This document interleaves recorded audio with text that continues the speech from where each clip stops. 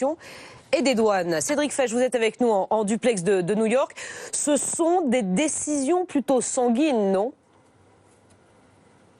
Oui, et le communiqué de la Maison-Blanche utilise des mots très graves. Sally Yates a trahi le département de la justice en refusant d'appliquer un décret qui défend les citoyens des États-Unis. Et la suite est dans un style purement Trump. Madame Yates est membre de l'administration Obama qui est faible sur les frontières et très faible sur l'immigration illégale. Sally Yates a effectivement servi Barack Obama. Elle était une intérimaire pour Donald Trump en attendant la validation par le Congrès de Jeff Sessions, choisi par Donald Trump et qui, lui, appliquera tous les décrets. En tout cas, c'est la première fois que Donald Trump, devenu président des États-Unis, a eu l'occasion de prononcer sa réplique fétiche, devenue culte dans son émission de télé-réalité « You fired », vous êtes viré.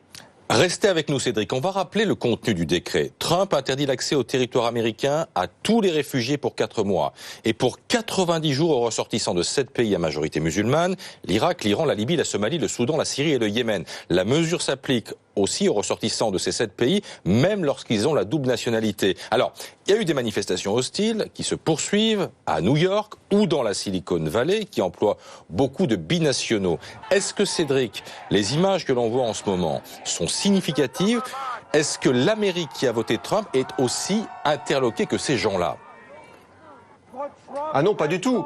L'Amérique qui a voté Trump, elle est ravie de voir l'homme qu'elle a élu appliquer son programme à la lettre. Elle est rassurée que le pays ferme ses frontières aux musulmans. Elle est d'accord avec le nouveau président quand il dit que le terrorisme vient de ces pays et qu'il faut donc s'en couper. Et puis il y a l'autre moitié des États-Unis qui effectivement, elle, est interloquée. Celle des grandes villes, des grandes entreprises qui prospèrent grâce aux échanges avec le monde entier. Cette moitié-là, elle est inquiète. Elle se demande quelle minorité sera la prochaine cible de Donald Trump et si les institutions du pays seront une digue suffisamment solide. Merci Cédric Fesch, et vous avez aperçu sur ces images donc de mobilisation notamment Bernie Sanders.